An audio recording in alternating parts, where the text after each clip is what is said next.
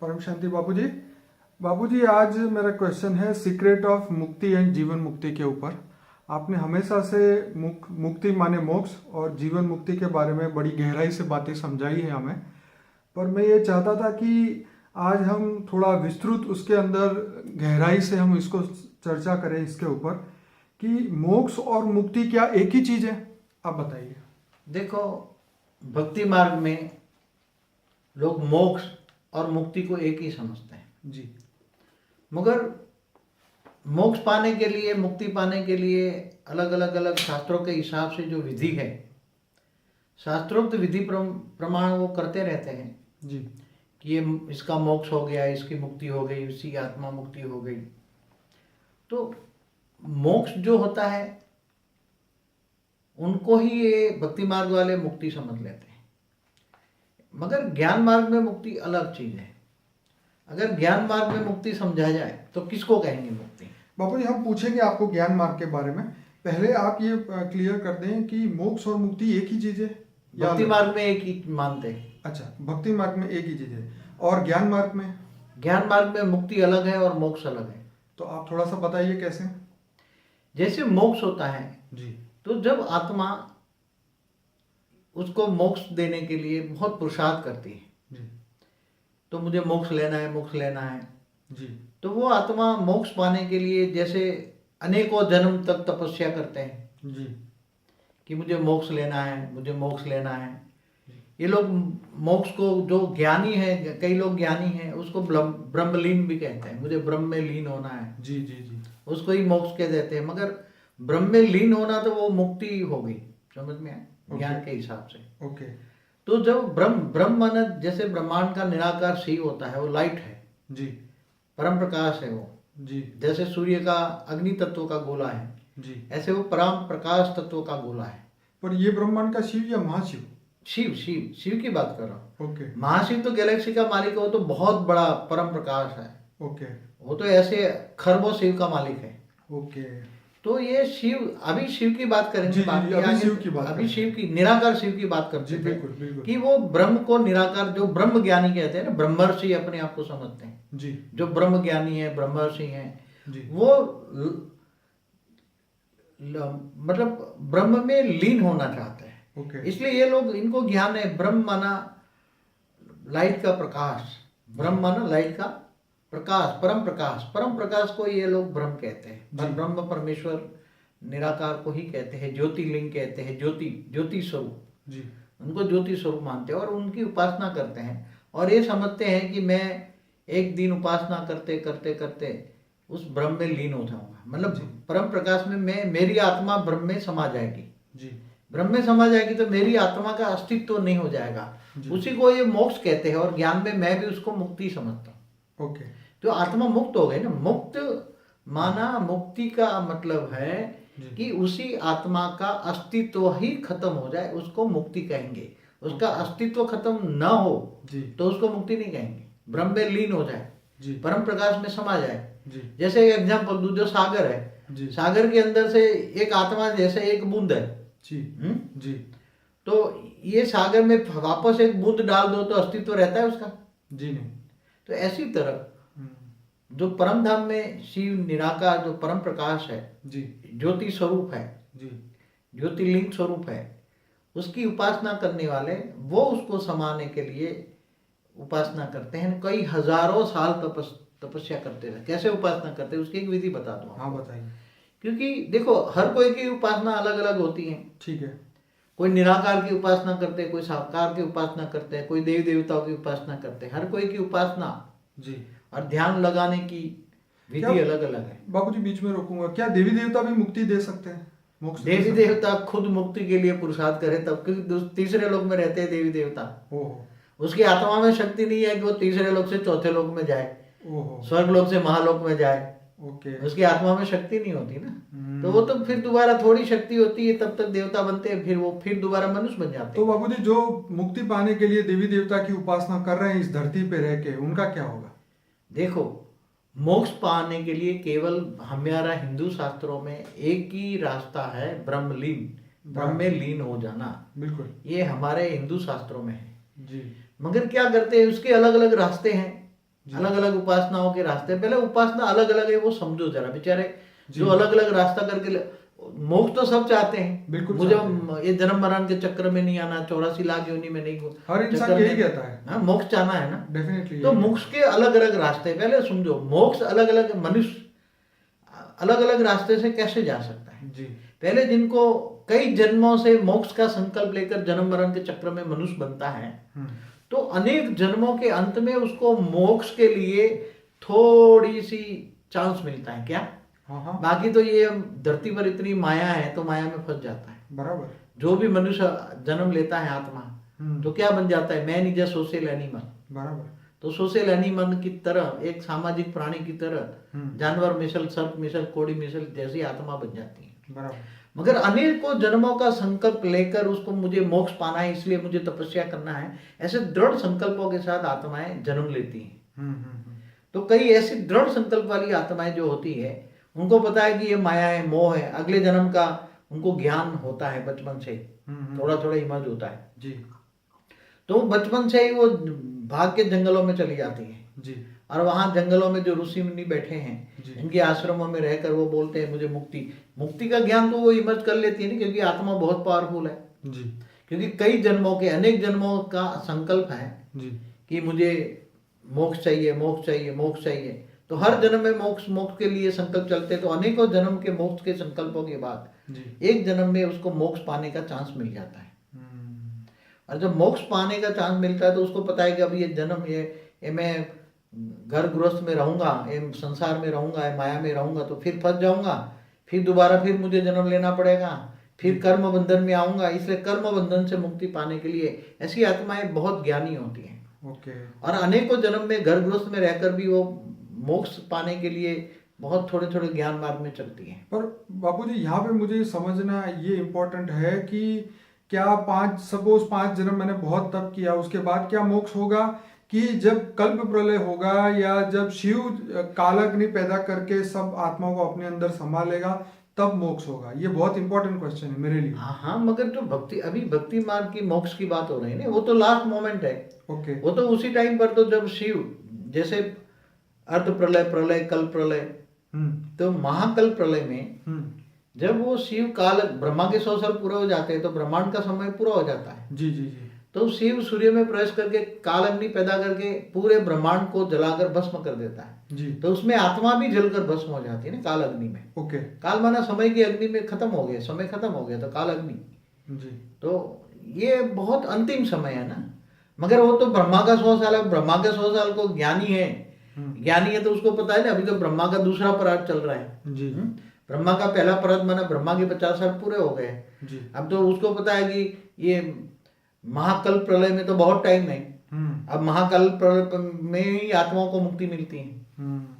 तो वो इंतजार नहीं करेगा ना जिनको मोक्ष पाना है और इन 84 लाख योनियों के चक्कर से छूटना चाहता है, तो जानता है कि ये बार बार जन्म मरण के चक्कर में आने की बजाय हम पुरुषार्थ कर। तो अनेकों जन्मों के अंदर, बुद्धि के अंदर अनेकों जन्म के बाद पुरुषार्थ करता है मोक्ष का, मुझे मोक्ष चाहिए, मोक्ष चाहिए, मोक्ष चाहिए। हर बार, हर जन्म में मोक्ष के लिए पुरुषार्थ करता है, तब अंतिम जन्म एक बार मोक्ष मिलता है। और ऐसी आत्माएं जंगलों में जाकर ब्रह्मलीन की तपस्या करती हैं और फिर भी एक साथ में ब्रह्मलीन नहीं होती। इसकी प्रोसेस क्या होता है जी? एक्चुअली क्या होता है कि जब वो ब्रह्म में लीन होता है, वो निराकार की ज्योति स्वरूप की पूजा करते हैं जी। ब्रह्म की, पर ब्रह्म परमेश्वर मानते हैं उसको जी। उसको वो लोग पर ब्रह्म को शिव भी नहीं कहते। ओके। शिव तो आकारी जो है ना, शिव शक्ति शिवपुरी में रहता है। जी जी। शिव शक्ति वो उसको मानते हैं, शिव शक्ति। जी जी। और शंकर साकार रूप अवतार है जी। तो शिव शंकर को एक बना के एक कर दिया इन लोगों ने। जी। तो ये शंकर की भी उपासना नहीं करते हैं क्योंकि ये ज्ञानी होते हैं ना, वो मानते हैं कि शंकर तो ये शिव का अवतार है। क्या है? साकारी रूप है। बिल्कुल। शिव एक शिवपुरी में, जो शिव शक्ति शिवपुरी में रहता है, उसका अवतार है शंकर। तो शंकर वास्तव में जो ब्रह्म ज्ञानी है वो शंकर की उपासना नहीं करते, वो तो ब्रह्म की उपासना करते हैं, निराकार की उपासना करते हैं, ज्योति स्वरूप की उपासना करते हैं। और वो परम धाम में जाने के लिए, परम धाम में क्या ज्ञान है, वो परम धाम का ज्ञान लेते हैं। तो बाबूजी यहाँ मेरा ये क्वेश्चन है कि सपोज करो कि आज से 1000 साल पहले अगर किसी साधु संत ने 10,000 साल तप किया है और ब्रह्म में लीन होने के लिए, तो क्या वो समय से पहले उनको मुक्ति मिल सकती है क्या? हाँ वो मिल सकती है ना, मगर उसकी प्रोसेस समझना पड़ेगा ना। हाँ हर कोई जैसे मोक्ष चाहता है, जी। मगर इतना आसान चीज नहीं है ना। हम्म। पहले तो समझो कि 10,000 के आने को युगांतर तक तपस्या करते हैं, जी तब देखो वो पहले उसको आत्मस्वरूप का ज्ञान होता है कि मैं आत्मा हूँ जी और मुझे परमात्मा में समा जाना है। ब्रह्म माना परमात्मा, निराकार परमात्मा, निराकार परमात्मा, निराकार शिव, उसमें मुझे परम धाम में जाकर मुझे समा जाना है। ये इसका जीवन का लक्ष्य होता है। ठीक है। और जीवन का लक्ष्य अनेकों जन्मों के बाद जब उसको मिलता है, तब वो जाकर पहाड़ों की कंदरा में छिप जाता है, कोई देखे ना सोचे ना, ऐसे बंद करके गुफाओं में तपस्या करते हैं। तो जब ब्रह्म की उपासना करते हैं तो उसके लिए पढ़ाई होती है, वो पढ़ते हैं ब्रह्म की उपासना के लिए। तो ब्रह्म की उपासना करते करते पहले ओम की ध्वनि करते हैं, धीरे धीरे पहले शुरू में ओम की ध्वनि करते हैं। तो ओम की ध्वनि से मूलाधार चक्र से सारी शक्तियां आत्मा में 8वां चक्र में आती हैं। तो 8वां चक्र जब खुलता है तो आत्म स्वरूप की अनुभूति होती है, आत्मा लाइट स्वरूप की अनुभूति होती है। और जब ब्रह्म फिर 8वां आग्नेय चक्र खुलता है तो फिर उससे ऊपर ज्यादा बहुत पुरुषार्थ करता है। फिर ओम की ध्वनि करके जब आत्मा की अनुभूति होती है तो आत्म स्वरूप में स्थित होकर वो निराकार परमात्मा की परम धाम में याद करता है, निराकार ब्रह्म की उपासना करता है। और ब्रह्म की उपासना करते करते फिर उसका क्या होता है कि आत्मा से ऊपर सहस्त्रागार खुल जाता है। और जब सहस्त्रागार खुल जाता है तो उसके पूरे ब्रह्मांड से कनेक्शन जुड़ जाता है। और ब्रह्मांड से कनेक्शन जुड़ने के बाद वो धीरे धीरे धीरे उसका सूक्ष्म स्वरूप बाहर निकलता है, वो 10वां द्वार खुलता है उसका। तो आत्मा 10वां द्वार से सूक्ष्म शरीर बाहर निकाल लेती है। जैसे कहते हैं कुंडलिनी जागृत करते हैं, जी जी। तो ये कुंडलिनी जागृत करके सूक्ष्म शरीर बाहर निकालते हैं 10वें द्वार से, जहाँ यहाँ होता है वो तालवे के ऊपर होता है। जी। जब आत्मा फिर सूक्ष्म शरीर में बाहर जाती है, सूक्ष्म शरीर से बाहर ऊपर जाती हैं, दूसरे लोक में जाती हैं, भूलोक से भूलोक लोक में जाती हैं, फिर वहां भी पुरुषार्थ करके तीसरे लोक में जाती हैं, स्वर्ग लोक में। उसको पता है स्वर्ग लोक में फंस जाऊंगा फिर मनुष्य बनूंगा जी, इसलिए स्वर्ग लोक में ऐसी आत्माएं टिकती नहीं है। फिर चौथे महालोक में जाती हैं, फिर और पुरुषार्थ करती है, फिर जनलोक में जाती हैं। तो बाबूजी बीच में फिर से रोकूंगा, क्या मोक्ष मिलने के बाद ये लोक क्रॉस करना तो फिर होगा? मोक्ष कहाँ हुआ है? अभी तो मोक्ष हुआ ही नहीं ना उसका। अच्छा, अभी तो मोक्ष की उसका प्रोसेस चल रहा है। अच्छा, प्रोसेस चल रहा है। ओके, अभी तो मोक्ष के आत्मा प्रोसेस है। ओके। अरे ये भी सूक्ष्म शरीर जो फिर शरीर तो नहीं होगा ना, जब वो ऊपर के लोक में जाएगी तो शरीर खत्म हो जाएगा। बस सूक्ष्म शरीर तो है ना। अच्छा, नहीं, हम यहाँ बात कर रहे थे स्थूल शरीर के साथ में पहले योग करता है, 10वां द्वार खुलता है, उसका सूक्ष्म शरीर निकलता है, जल तो ये स्थूल शरीर वहीं रह जाता है अभी। अच्छा, वो वहाँ ही रहता है जहाँ गुफा में तपस्या करता है ना। हाँ। स्थूल शरीर वहीं, मगर वो इतनी तपस्या करते हैं, खाना पीना छोड़ देते हैं। ठीक है। उसके अंदर एक उपासना के अंदर बहुत विधियां होती है, अलग अलग उपासना की विधि होती है जी। वो खाना पीना छोड़ के हवा पर जीते हैं। क्या जी? हवा पर जीते हैं। तो हवा पर जीने से जी। और वो पहले उपासना की अलग अलग विधियां हैं, कई विधियां हैं शास्त्रों में, हमारे हिंदू शास्त्रों में बहुत विधियां है उपासना की जी। तो ब्रह्म ज्ञानी अलग अलग उपासना करते हैं। तो उसका स्थूल शरीर से उसको खाने पीने की जरूरत नहीं पड़ती। ओके। जैसे हमारे यहाँ भी गुजरात में एक नहीं ब्रह्म प्रहलाद जानी, उसको बचपन से कई सालों से खाना नहीं खाता, तो भी जी रहा है ना मनुष्य की तरह। बिल्कुल। मगर कोई उपासना वो नहीं करता, जी सकता है। आत्मा चाहे तो वायुमंडल से जी, वायुमंडल में ही सब कुछ है, तो वायु से ही जल और खुराक पा सकता है।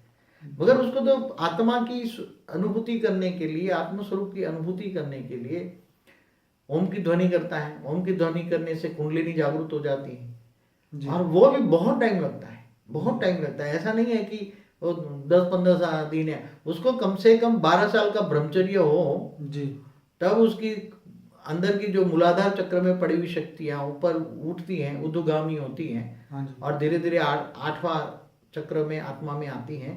तब 12 साल के बाद कई साल तपस्या करती है, तब आत्मस्वरूप की अनुभूति होती है। कम से कम उसके लिए तो 12 साल टोटल ब्रह्मचर्य चाहिए, उसके बाद आत्मस्वरूप की अनुभूति होती है। और 10वां द्वार खोलते खोलते तो उसके कई टाइम लग जाता है। तो उसी टाइम उसको जन्म मरण के चक्र में उसका मृत्यु भी आ जाए, तो वो जब उपासना करती है तो यमराज भी उसको बीच में डिस्टर्ब नहीं कर सकता। एक कायदा है ऊपर में। हाँ, एक कायदा है, ये शायद कोई जानता हो ना, मैं बता दूं मगर वो कायदा मैंने देखा है जी, कि जब कोई ब्रह्म की उपासना करता है जब निराकार की उपासना करता है, क्योंकि ये ब्रह्मांड का तो ये ऑलमाइटी अथॉरिटी है, जी इस ब्रह्मांड का तो ऑलमाइटी अथॉरिटी शिव है। जी जी जी तो ब्रह्म ज्ञानी जब ब्रह्म की उपासना करता है तो उसके बीच में यमराज, अगर उसकी कर्मों का हिसाब किताब आया और कर्मों का हिसाब किताब आ गया बीच में, जी और उसका मौत होने का समय भी आ गया, जी जी और यमराज देखता है कि अब उसको मौत करूं या ना करूं, ओके। तो उसको यमराज मौत नहीं करेगा। अमेजिंग बात है ये तो, हाँ? पहली बार ही सुनी है शायद। अब तो शायद कहीं नहीं मिलेगी। आपने तो अभी तक कैमरा में कभी नहीं बताया। नहीं, मैंने अनुभूति की है, मगर मैंने तो इतनी चीजें अनुभूति की है कि शास्त्रों में वर्णन नहीं है उसका। जी ये तो हम जानते हैं, हाँ। पर ये बात बहुत अमेजिंग है, आप बताइए आगे। क्योंकि देखो एक नियम होता है, जी जब ब्रह्म ज्ञानी जब उपासना करता है तो उसका लक्ष्य ऑलमाइटी अथॉरिटी को पाने का होता है, जी तो उसके बीच में कोई भी इंटरफियर नहीं करता दोनों के बीच में। ओके एक नियम है, बना हुआ है। ओके त्याग तपस्या करने वाले अगर कोई उसको तपस्या तोड़ते हैं जी तो उसका बहुत बड़ा पाप चढ़ता है। जी ये इसलिए तो सही इंद्र बात भी बार बार वो तपस्या करने वालों को, कोई भी तपस्या करने वालों को बीच में उसका खंडन करता है, तपस्या का खंडन करता है, है। जी तो जी इंद्र को भी श्राप लग जाता है। हम्म 33 कोटि देवताओं का राजा इंद्र को भी श्राप लग जाता है। जी इसलिए किसी की भी तपस्या का भंग करने का, किसी को जब इंद्र नहीं कर सकता जी, तो ये तो जी। यमराज है। हम्म यमराज को इतनी अथॉरिटी नहीं है, वो वापस चला जाता है, वहां से ऊपर से देखेगा ना यमराज, यमपुरी से, बराबर। कि भाई ये तो ब्रह्म की तपस्या करता है तो उसको कोई नहीं ले सकता। हम्म हाँ, बाकी उपासना करने वालों को ले जाएगा। ओके। चाहे कहे तुम देवी देवताओं की उपासना करो तो बीच में ही तुम्हारी आत्मा उठा के पकड़ के ले जाएगा वो, तो शरीर वहीं रह जाएगा। शरीर वहीं रह जाएगा। ओके। इसलिए उसको मृत्युंजय जप करते हैं ना, जी जी तो जी। उसको भी नहीं कर सकता ना मृत्युंजय जप करने। पर आज तो बाबूजी ऐसा पॉसिबल नहीं है ना। क्यों? मतलब आज का जो जमाने में वो जो सही हृदय से करना या जो भी चीज है आज की डेट में, अगर ऐसा कि कितने आज लोग भी हैं आज हिमालय में पहाड़ों में चले जाओ, नहीं बहुत ही ब्रह्मर्षि बैठे हैं, तपस्या कर रहे हैं, किसी को मिलते नहीं है, ना खाते न पीते, अपनी गुफा का दरवाजा बंद करके अंदर तपस्या करते हैं। हाँ ये अगर possible उसको है। पता चला कोई मिलने आ जाए तो गालियां देके निकाल देते हैं। क्यों? जी। क्योंकि उसको पता है मेरी तपस्या भंग करेगी, मैं उसको देखूंगा तो मेरी आंखों के द्वारा मेरी सारी पावर उसको खत्म हो जाएगी, उसमें बात चली जाएगी। जी जी जी इसलिए ऐसे लोग कभी भी जो योगी हैं कभी किसी को नहीं मिलेंगे, जी गालियां देके निकाल देंगे। इसके बाहर जो बैठे हुए हैं लोग, उनको बहुत पता है किसी को नहीं मिलेंगे, जी जी जी इसलिए वो आज भी कर रहे हैं। ऐसी बात नहीं है, मोक्ष या मुक्ति पाने के लिए बहुत तपस्या करते हैं। जी फिर ये आत्मा धीरे धीरे महलोक, जनलोक, तपलोक, फिर ब्रह्मापुरी जाती है, फिर विष्णुपुरी जाती है। जी फिर विष्णुपुरी में तो वहाँ वैकुंठ कहते हैं, तो वहाँ वैकुंठ में जाती है तो आत्मा फिर यहाँ तपस्या करती है ब्रह्मलीन के अंदर। एक बहुत ध्यान रखना, कई आत्मा तो स्वर्गलोक में जाती है ना, वो स्वर्गलोक में ही फंस जाती है। अरे बोले मैंने तपस्या की, चलो स्वर्ग में आ गया, अभी मैं स्वर्ग का भोग भोगूं, पहले एक बार भोग लूं, माया में फंस जाती है। क्या? ओके स्वर्ग जबरदस्त माया है, धरती पर माया, तो स्वर्ग में कितनी माया होगी।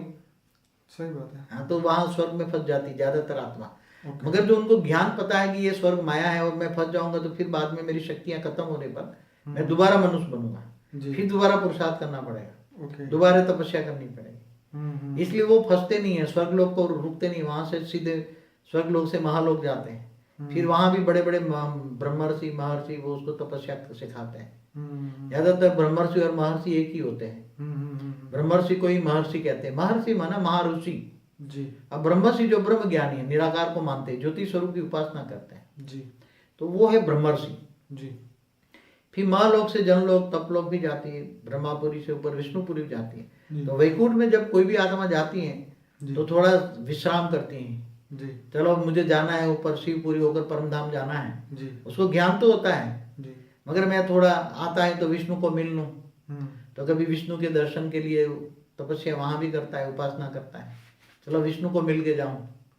तो विष्णु लोक में वैकुंठ में काफी टाइम रुकता है आत्मा, बहुत रुकती है, फिर वहां सारे घूमती है फिरती है। विष्णु लोक का अवलोकन, विष्णु लोक बहुत बड़ा होता है, तो जैसे 7 लोग इकट्ठे करो ना, इतना एक लोक विष्णु लोक होता है। जैसे नीचे 7 लोग का टोटल लगाओ, इतनी जगह जो होती है, इतने विष्णु लोक की जगह होती है। फिर उसकी इच्छा पूरी हो जाती है, विष्णु के दर्शन करती है, फिर वहां परम सुख को पाती है। वहां क्या पाती है? विष्णु लोक में, वैकुंठ में परम सुख होता है। आत्मा परम सुख बहुत पाती है।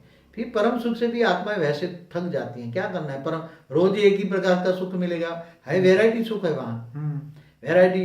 वहां परम तत्व की बॉडी होती है, वह 50% परम तत्व है, 50% तीन तत्व है। ऐसा विष्णु लोक है। फिर ऊपर शिवपुरी में जाती तो शिवपुरी पूरा परम तत्वों की दुनिया है, वहाँ शिव शक्ति रहती है। फिर वहाँ शिव शक्ति को मिलके वहाँ भी उपासना करते हैं, तो ऊपर जाने का पुरुषार्थ करना पड़ता है। और शिव शक्ति के पास रहकर उपासना मिलके फिर शिव शक्ति को आकारी रूप में वहाँ रहते हैं, तो वहाँ से उपासना करके फिर परम धाम में निराकारी स्वरूप में चला जाता है, निराकार हो जाता है। कैवल्य अवस्था आत्मा की क्या होती है? कैवल्य अवस्था, निराकारी अवस्था।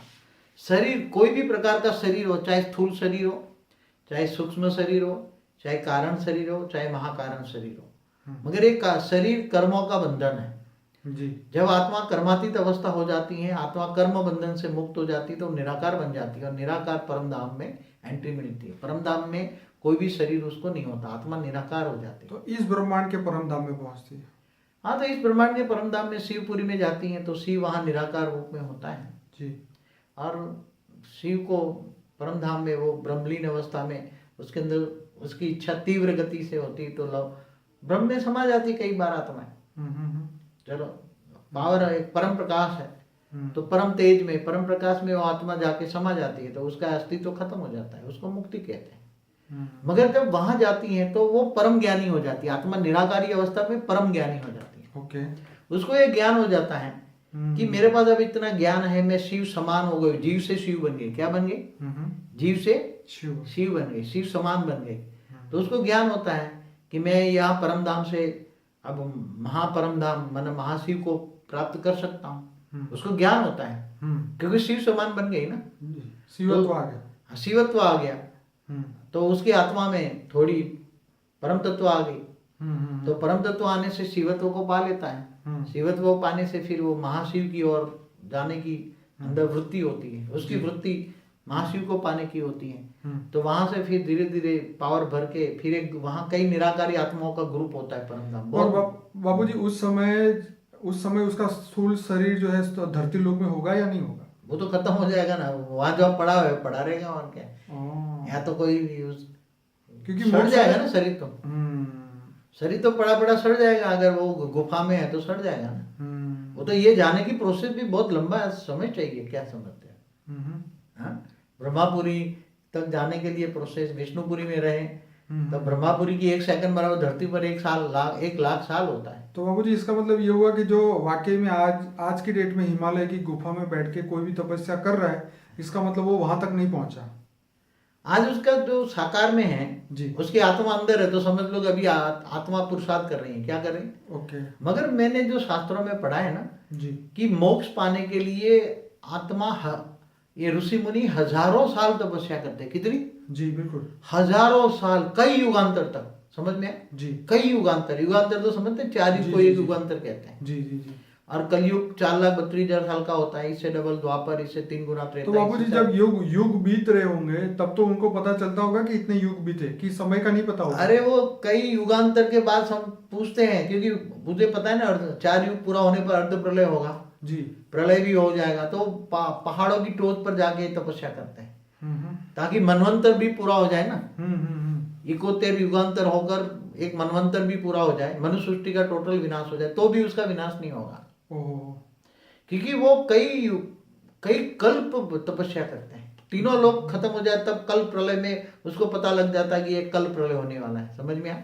तो बाबूजी इसका मतलब ये हुआ कि वो जहाँ पे हिमालय की कोई भी चोटी में बैठे होंगे तो उनके लिए पृथ्वी का इतना हिस्सा तो बच ही जाता होगा। वो तो बहुत ऊंचे बैठते थे, मनवंतर उसको इफेक्ट नहीं करता। मगर जब कल प्रलय का समय आता है ना जी, तब वो उसकी आत्मा को पता लग जाता है अब कल प्रलय का समय आता है, तो ऑटोमेटिक वो आत्मा में इतना सूक्ष्म शरीर निकालने में टाइम तो नहीं लगता, 1-2 युगांतर में सूक्ष्म शरीर तो निकाल के घूमता फिरता रहता है, 2-4 युगांतर में जी। फिर युगांतर में फिर दूसरे ऊपर जाके पुरुषार्थ करता है, 30 महालोक में जाके पुरुषार्थ करता है। मगर कई ऋषि मुनि युगांतर तक तपस्या करते हैं, कई युगांतर।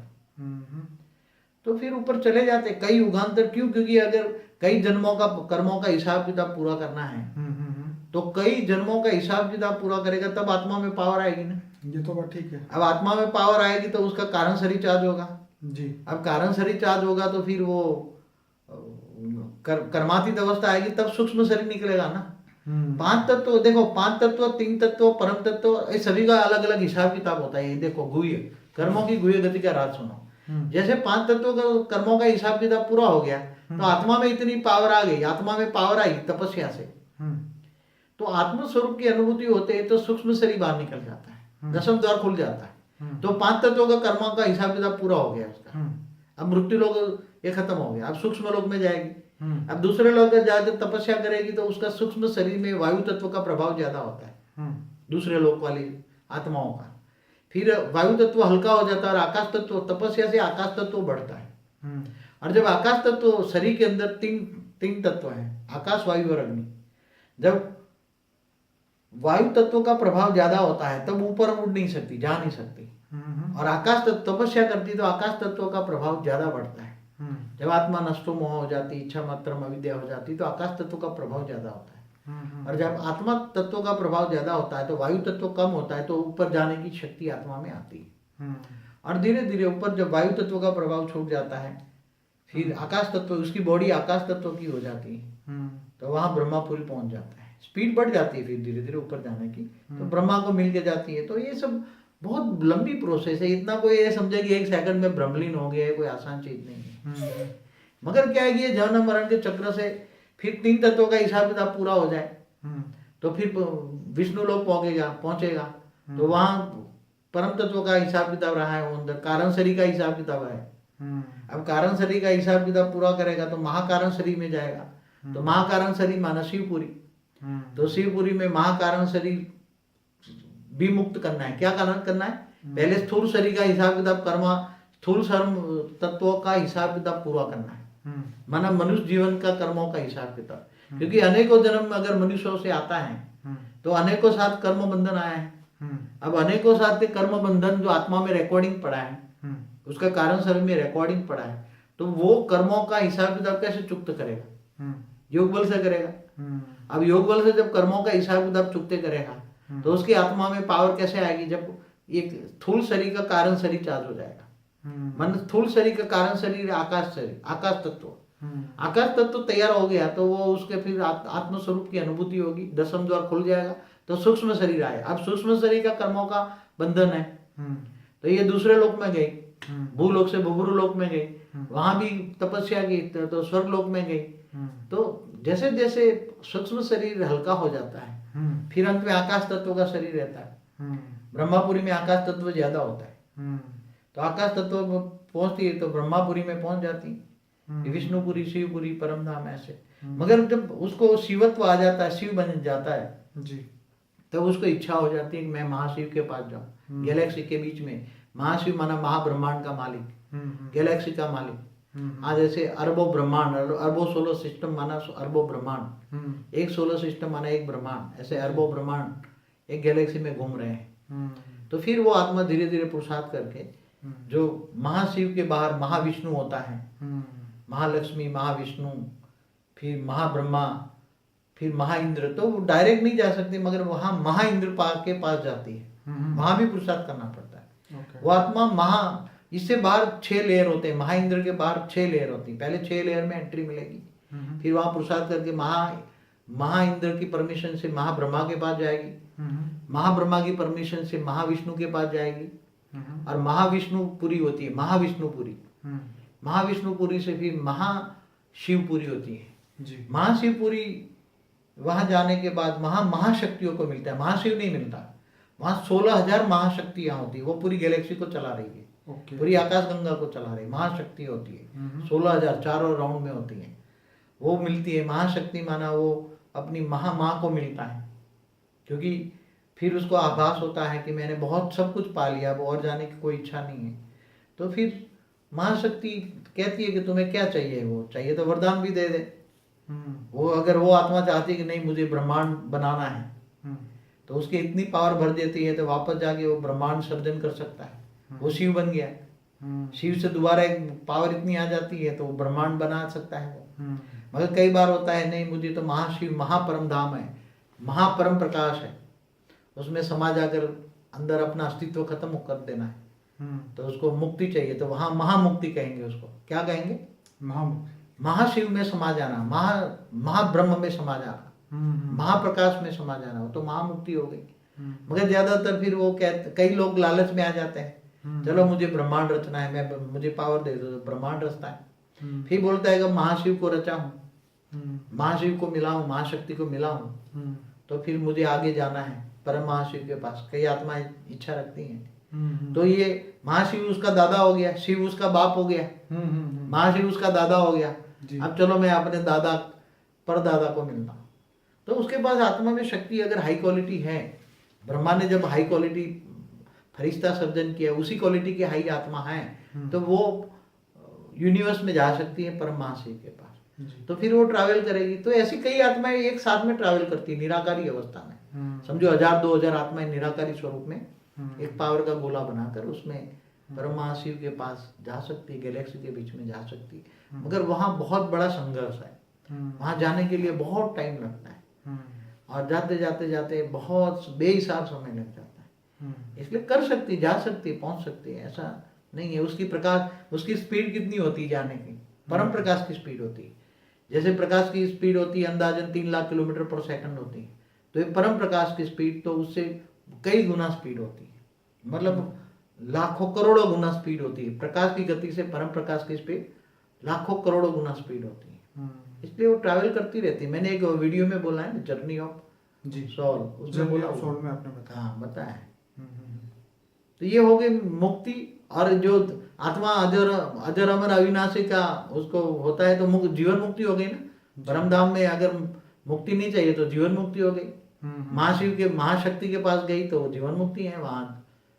तो मुक्ति और जीवन मुक्ति का अलग अलग मतलब होता है। जैसे विष्णुपुरी में गई तो ये मुक्ति हो, जीवन मुक्ति हो गई जी।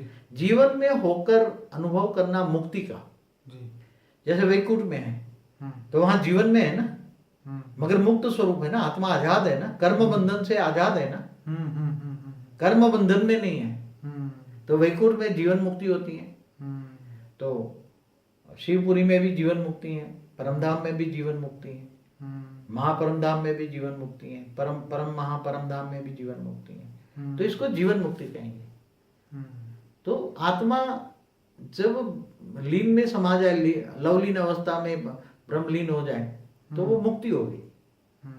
मगर यहाँ अलग अलग आत्माएं अलग अलग शास्त्रों करती है, हमारा पूर्वजों की मुक्ति कराओ, मुक्ति कराओ। तो नारायण बलि कराती है, नारायण बलि कराती है। नारायण बलि से क्या, नारायण क्या किसी को मुक्ति दे सकता है? मुक्ति तो अंतिम स्वरूप मिलते हैं। इसलिए मगर ये शास्त्रों में अलग अलग है। ये अपने अपने धर्म स्थानों में जाकर अपने पितृतर्पण कराते हैं, मुक्ति के लिए बहुत पुरुषार्थ करते हैं। मगर ये सभी चीजों के लिए बहुत बड़ा पुरुषार्थ चाहिए, बहुत बड़ा त्याग तपस्या चाहिए, अनेक जन्मों का संकल्प का फल मिलता है। मगर ऐसी आत्माएं बहुत कम होती हैं जो इतनी ऊपर जा सकती हैं। बाकी तो जन्म मरण के चक्र में आती रहती है। बाबूजी, आपने तो बहुत सारी बातें बता दी जो मैंने अभी पूछी भी नहीं, लेकिन मैंने कुछ क्वेश्चन लिखे थे, अगर आप थोड़ा सा उसके ऊपर बताएं तो ज़्यादा कृपा होगी।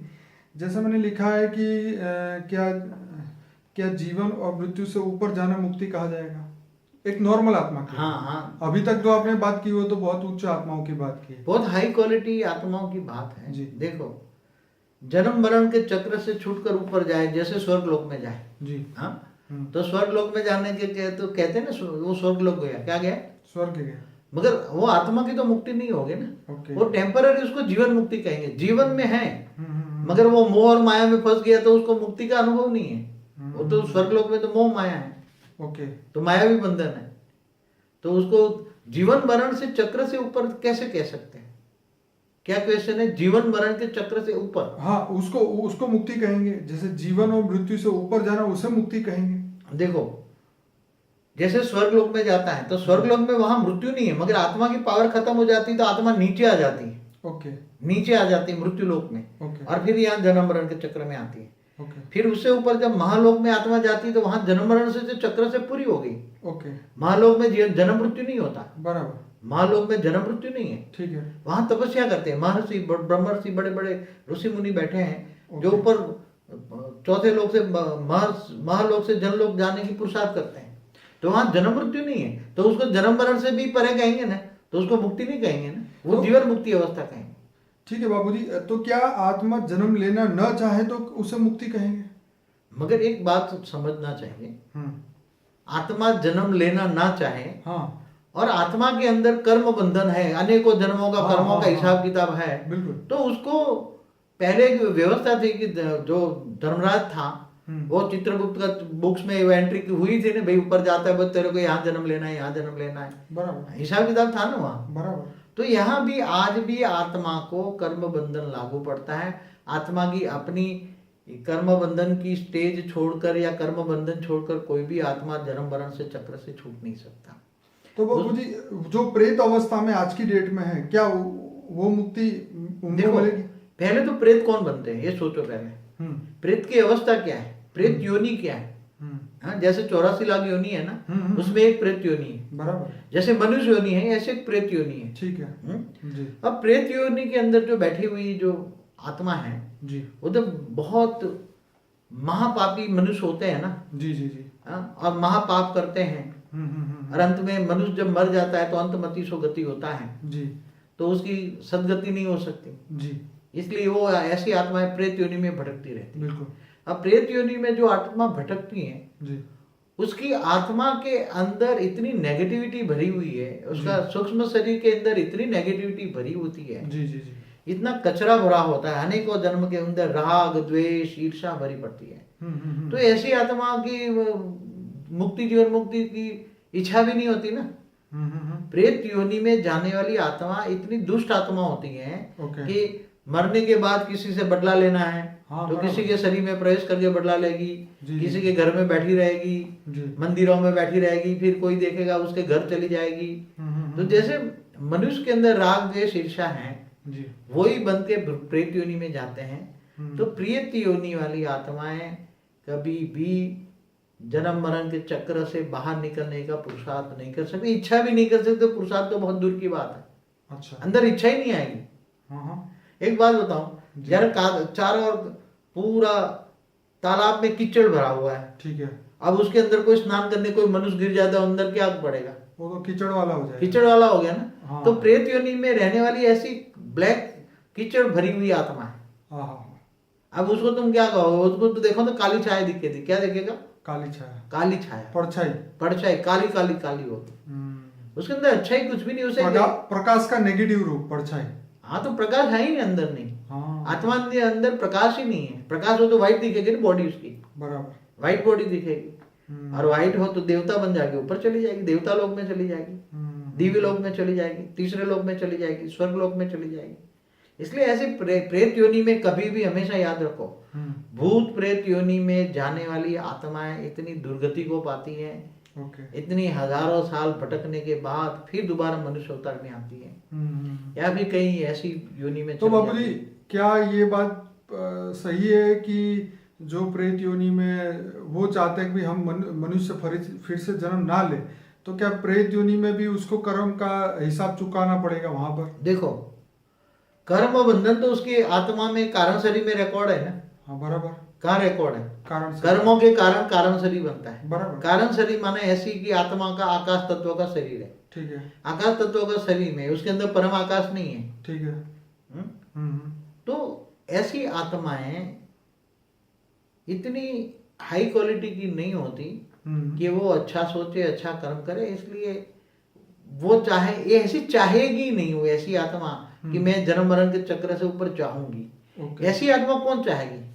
जो जिनकी आत्मा परम तत्व की बनी है, परम आकाश की बनी है जी, जिनकी आत्मा परम आकाश की बनती है जी, वो ऐसी हाई क्वालिटी आत्मा ही ऊपर जाने की कोशिश करेगी, जन्म मरण के छुटकारा पाने की कोशिश। बाकी जिनकी आत्मा आकाश तत्व से बनी है जी, आकाश तत्व की है आत्मा, तो यही जन्म मरण के चक्र में यही भटकती रहेगी।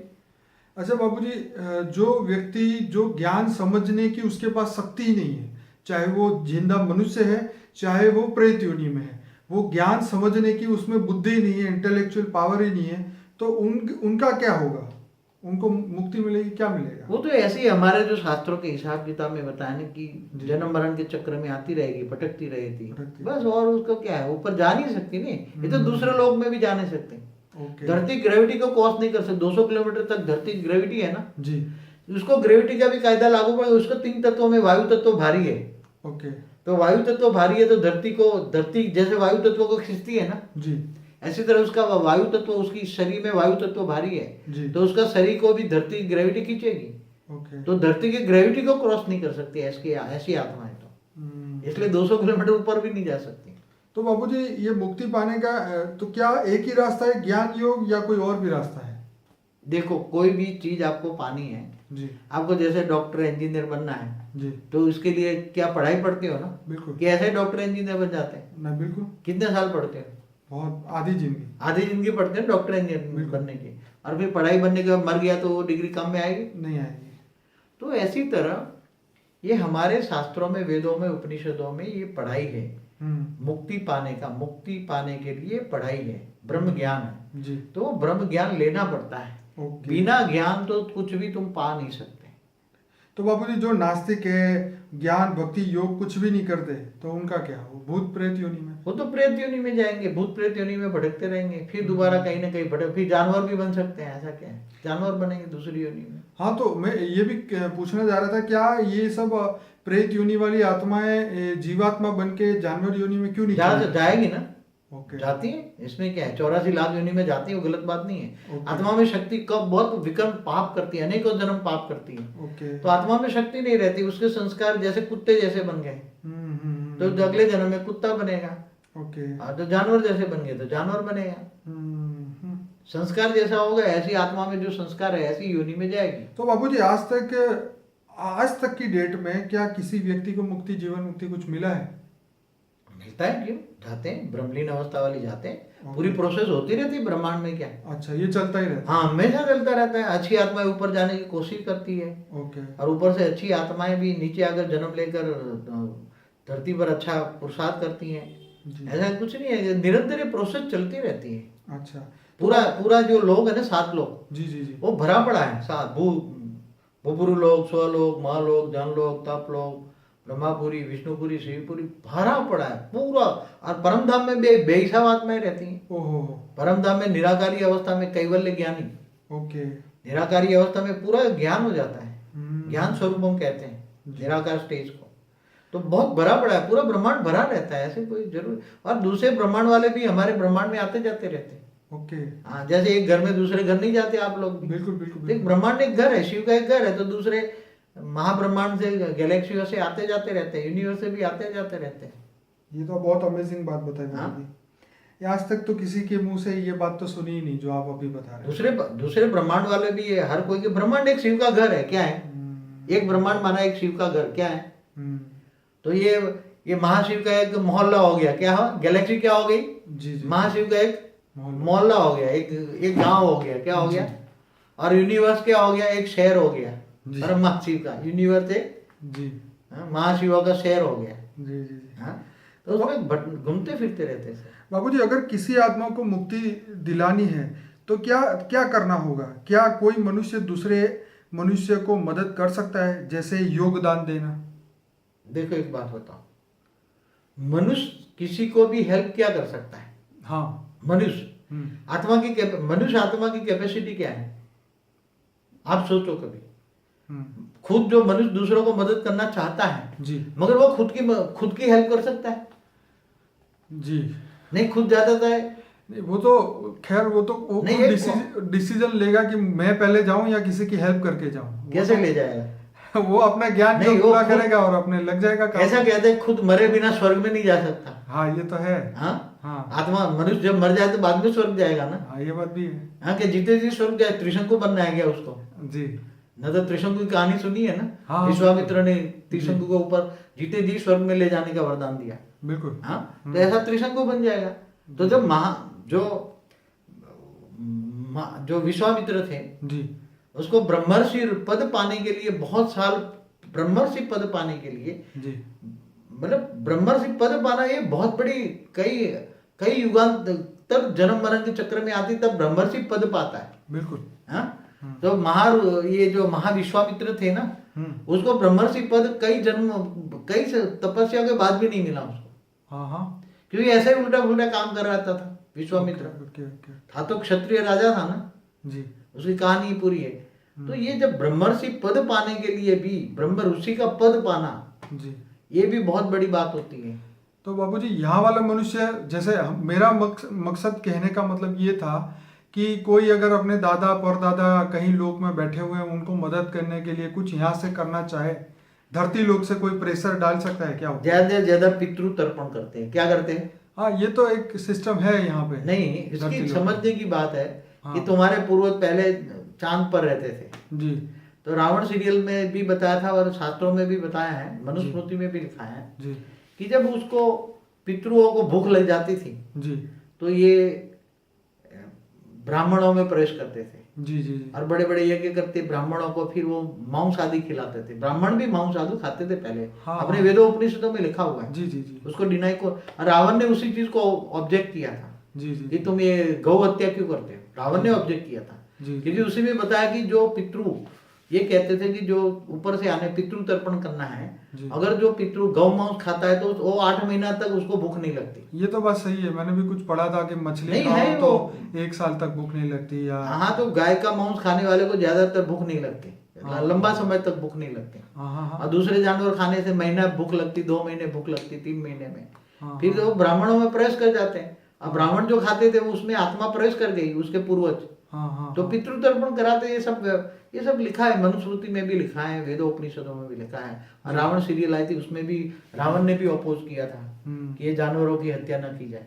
आज दुनिया में भी सब बलिदान। अपोज कर रहे हैं ना कि भाई ऐसे रावण बकरों का बलिदान या कोई भी अब जानवर कोई का भी बलिदान जानवरों बंद की कर बलि देना देते थे, वो उसने रावण ने अपोज किया था चाहिए। जी जी जी। जब छोटा, क्योंकि वो रावण भी, उसका बाप भी बहुत बड़ा ऋषि था, ब्रह्मर्षि था वो। और बाबूजी यहाँ हमारी बात थी कि हम क्या योग का पावर किसी को दान में दे सकते हैं? जैसे ज्ञान दान, महादान आप कहते हैं, तो योग दान कर सकते हैं? केवल ज्ञान दान कर सकते हैं। ओके योगदान, तुम्हारी आत्मा में ही योग की शक्ति नहीं है ओके तो तुम्हारा योगदान क्या करोगे?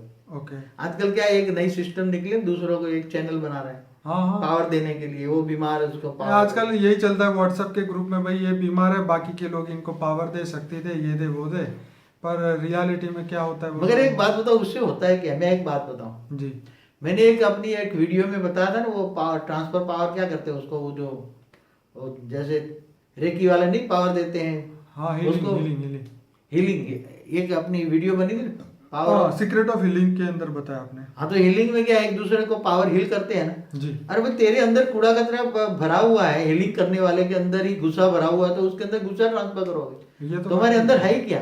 हाँ। तुम्हारे अंदर जो होगा वो तुम ट्रांसफर करोगे ना। बिल्कुल। तो ऊपर से जो बीमार है, तुम उसको हीलिंग करने जाओगे तो तुम्हारा कचरा उसके अंदर जाएगा तो और बीमार हो जाएगा। नहीं मरना होगा तो मर जाएगा और क्या। जी, जी, अरे सोचो, तुम्हारे पास है क्या तो तुम दोगे, हीलिंग करोगे? मेरे को तो समझ में नहीं आता है। एक सोचने वाली बात है, तुम्हारे पास है क्या? तुम्हारे पास गुस्सा है, हाँ? तुम कामी हो, क्रोधी हो, लोभी हो, मोही हो, अहंकारी हो, और तुम किसी को वाइब्रेशन ट्रांसफर करोगे, तुम्हारे अंदर जो होगा वो दूसरों को पास जाएगा ना। हाँ, ये तो बात ठीक है। हाँ, एक सीधी सी बात है ना। तुम्हारे पास जो होगा वो दोगे ना।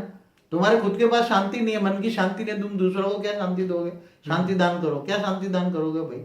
सही बात है। हाँ जी तुम अंदर गुस्से से लाल पीले हो रहे हो, जी हाँ, जी। इतने महाविकारी हो।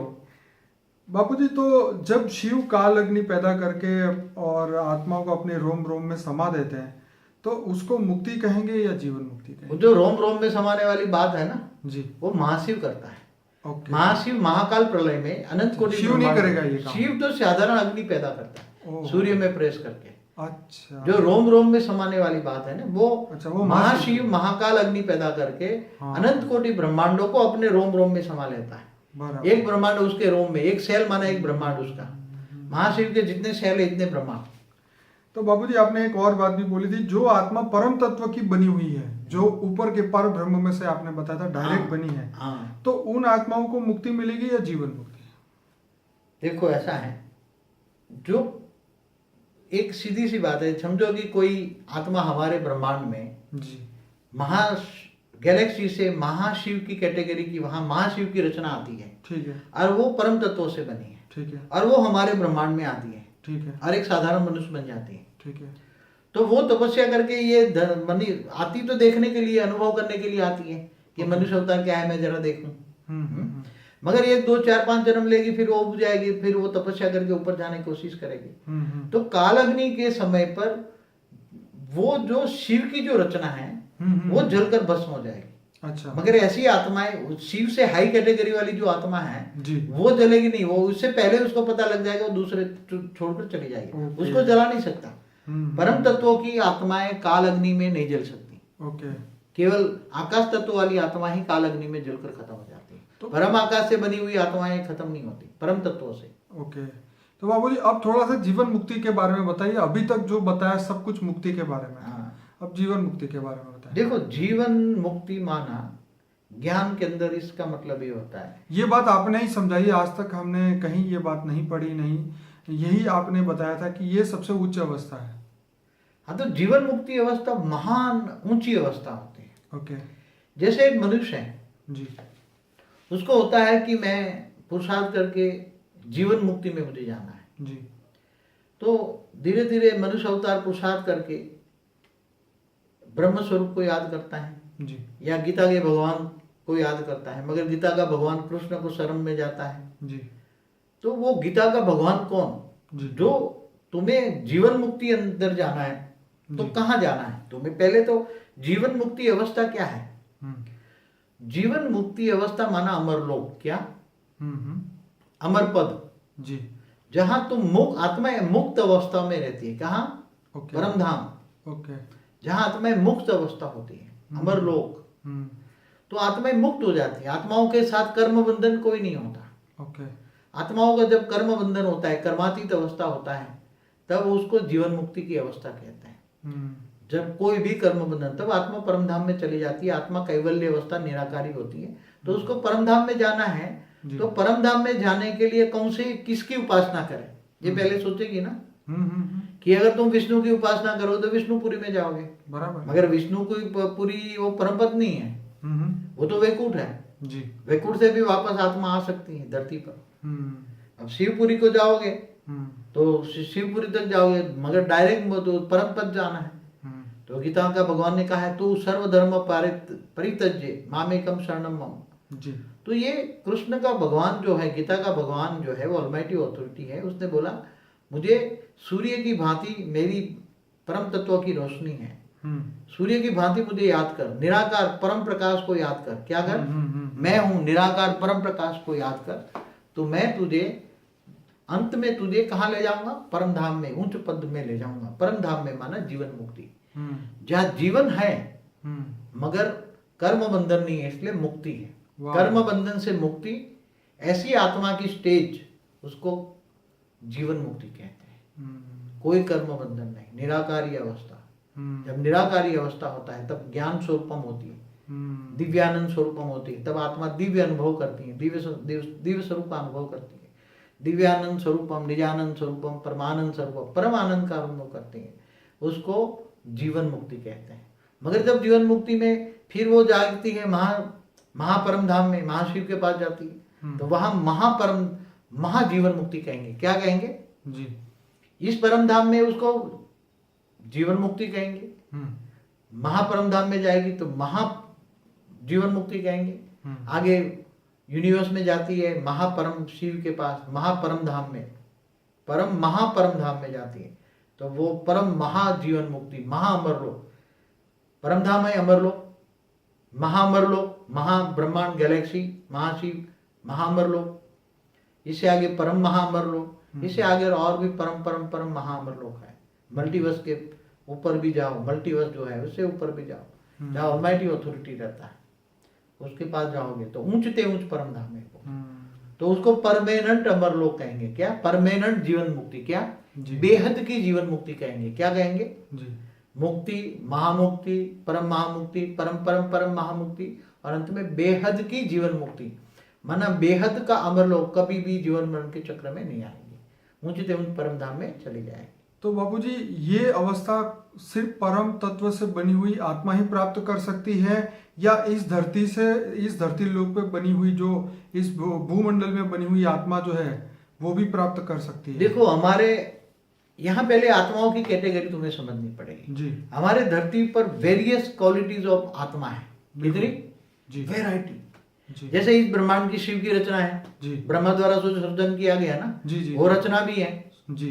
तो वो तो मुश्किल से ही ब्रह्मांड के परम धाम जो जा सकती है। ठीक है मैंने आगे बताया कि जो गैलेक्सी से आई है, महाशिव की रचना है, जी, तो उसके अंदर परम तत्व होता है, वो आत्माएं परम आकाश से बनी हुई होती हैं। बिल्कुल तो वो महाशिव की उपासना कर तक महाशिव तक जा सकती हैं। जी दूसरी कई जो यूनिवर्स से भी आए हुए हैं, जी तो यूनिवर्स से आई हुई उसकी कैटेगरी थोड़ी हाई होती है आत्मा की, तो वो तपस्या करके यूनिवर्स तक जा सकते जी। हैं। इससे और भी हैं कि ग्रेट यूनिवर्स से आए हैं, जी इससे ऊपर ग्रेट यूनिवर्स से भी आए हैं। हम्म। तो जो जहां से आई है वो वहां जा सकती है और ज्ञान भी उतना ही लेगा। देखो हाँ। जो आत्मा, जी। जैसे हम बेहद का ब्रह्मांड का ज्ञान दे रहे हैं, ठीक है हमारे कई है ना कि यूनिवर्स का ज्ञान दिया है, गैलेक्सियों का ज्ञान दिया है, मल्टीवर्स का बताया आपने, और मतलब आपने इस 2101 का के लगा बारे में ब्रह्मांड, बताया। बेहद का ब्रह्मांड का 21 ज्ञान भी पेटी वाला, हमने जी। यूट्यूब में डाला हुआ है। जी तो जो बेहद की आत्मा होगी, कौन सी? बेहद की, बेहद, क्योंकि ऑलमाइटी अथॉरिटी बेहद का ब्रह्मांड का जो मालिक है, जी वो आकर पूरे मल्टीवर्स को चेंज करने के लिए बेहद की आत्माओं की उसने रचना की है। जी और बेहद की आत्माएं ऐसे मैंने बनाया कि ये धरती पर 9,16,000, 1,008 और 108 है। जी तो वो बेहद की आत्मा का ज्ञान, बेहद का ज्ञान सुनेंगी और बेहद के बाप को जानेगी, तो वो ऊंचते ऊंच परमधाम में जाएंगे इनके पास, ओके बेहद के परमधाम में जाएगी। तो ऐसे नंबरवार है। जैसे ये एंशिएंट एलियन वाले भी बताते हैं ना जी। कि जैसे अलग अलग कोई ग्रहों से आई है, कोई गैलेक्सियों से आई है, सही बात कभी यूनिवर्स से आई। जैसे यीशु ख्रिस्त वाले क्या बताते हैं हम्म। कि यीशु ख्रिस्त 7 यूनिवर्स का मालिक है। जी तो दूर दूर से यूनिवर्स से आया होगा ना, बिल्कुल। उसका पूरा ग्रुप लेकर आया होगा ना, तो बिल्कुल। उसके साथ बेहिसाब खरबों खरबों आत्माएं होगी ना, बिल्कुल। तब धरती पर वो मनुष्य बन के अपना साम्राज्य बढ़ा रहे हैं ना, जी क्रिश्चियन धर्म। बिल्कुल बिल्कुल। तो ऐसी तरह जैसे जो मुस्लिम लोग वाले हैं, उन्होंने मैं कहीं सुना है, तो ये बताया कि हमारा जो खुदा ताला है ऐसे 18,000 धरतियों पर राज करता है। बिल्कुल। तो 18 धरतियों का एक क्लस्टर ऑफ सोलर सिस्टम होगा ना, जिसमें 18,000 धरतियां होगी, जो आज साइंस कह रहे हैं ना क्लस्टर ऑफ सोलर सिस्टम। जी जी तो कई गैलेक्सियों में भी क्लस्टर ऑफ सोलर सिस्टम होता है, जी तो उसका मालिक होगा। तो ये सब यहाँ आए हैं। और मैंने भी बताया कि आजकल दूसरे ब्रह्मांडों में घुस घुस कर लड़ाई झगड़े हो रहे हैं। पूरी गैलेक्सियों में, एक गैलेक्सी दूसरी गैलेक्सियों में भी लड़ाई झगड़ा हो रहा है, पूरे यूनिवर्स में लड़ाई झगड़ा हो रहा है पूरे। तो ये सब हो रहा है, तो घुसते जाते हैं, घुसते तो धरती पर कई दूर दूर से कहीं आए हैं। इसलिए तो इतने धर्म संप्रदाय कहाँ से आए? पहले थे इतने, आज से 2000 साल पहले यीशु ख्रिस्त था, तो दूसरे दूर दूर से यूनिवर्स से आए हैं। मुसलमान भी दूर दूर से। तो बाबूजी ये हर धर्म की आत्मा धरती पे है, उन सब की मुक्ति कैसे होगी फिर? वो तो ऐसा है, हाँ, वो बेहद की मुक्ति की बात करो। जैसे ऑलमाइटी अथॉरिटी है, वो पूरे मल्टीवर्स को जीवन मुक्ति और मुक्ति जीवन मुक्ति देगा। कितने? ओके। उसने जो जैसे ब्रह्मा कुमारियों में जैसे कृष्ण से द्वारा गीता ज्ञान सुना है ना, आज से 5,000 साल पहले, महाभारत के युद्ध के समय, और उससे पहले भी रामावतार हुआ, रामराज नहीं हुआ, कृष्ण अवतार में कृष्ण का नहीं काम हुआ। तो अभी दोबारा आत्मा, कृष्ण वाली आत्मा ब्रह्मा का रोल करके ब्रह्मा कुमारी में ये गॉड रेस द्वारा वाणी चल के वो ज्ञान दे रही है। ओके। तो ये कह रही है ना कि यहाँ 9 लाख को जीवन मुक्ति, बाकी सबको मुक्ति, पूरे मल्टीवर्स में बाकी सबको मुक्ति कह रही है। ओके। हाँ समझ, मैं नहीं कह रहा, जो कृष्ण वाली आत्मा के द्वारा ऑलमाइटी अथॉरिटी कह रहा है। ओके। किसने कहा? गीता ज्ञान किसने दिया? ऑलमाइटी अथॉरिटी ने। जी। तो आज भी दोबारा कृष्ण वाली आत्मा रिबॉर्न होकर जी दादा लेखराज के रूप में, जी ब्रह्मा बाबा के रूप में आज ब्रह्मा कुमारी में काम कर रहा है। जी जी। और वहां जो वाणियां चलती है उसको व्यक्त वाणी अव्यक्त वाणी कहते हैं। जी। वो गीता ज्ञान है, उसमें जो बात बताई है जी कि बेहद का बाप आकर बेहद के बच्चों को बेहद के विश्व का मालिक बनाता है और बाकी सबको मुक्ति देता है। तो पूरे मल्टीवर्स वालों को मुक्ति देगा, इसका मतलब ही वो है ना, क्योंकि पूरा चढ़ा हुआ मल्टीवर्स है। तो मल्टीवर्स में तो सब धर्म की आत्मा आ ही जाएगी ना, फिर कुछ ये तो बचेगा धरती पर तो कुछ नहीं है, मल्टीवर्स तो कितना बड़ा है। मैं वही बात कर रहा हूँ कि इस मल्टीवर्स के अंदर तो फिर तो 7 आसमान भी आ गए और 7 यूनिवर्स भी आ गए, सब आ गया ना। 7 यूनिवर्स तो कुछ नहीं है ना। हाँ। साइंस के हिसाब से यूनिवर्स कितने हैं? 10 तो raised उन to सब 500। उसका मतलब ये है कि मल्टीवर्स के अंदर की सब आत्माओं को मुक्ति मिलेगी ना। मल्टीवर्स में परम तत्व उतारेंगे, ओके। तो परम तत्व उतरते ही सारे तत्व वाली आत्माएं डाइल्यूट हो जाएगी। ओके। डाइल्यूट हो जाना माना मुक्त हो जाना। तो मुक्ति, और जो हाई क्वालिटी जिनकी आत्मा परम प्रकाश की बनती है, कौन सी? परम तत्वों की नहीं, परम प्रकाश की, जिसकी आत्मा परम प्रकाश की बनती है। जी।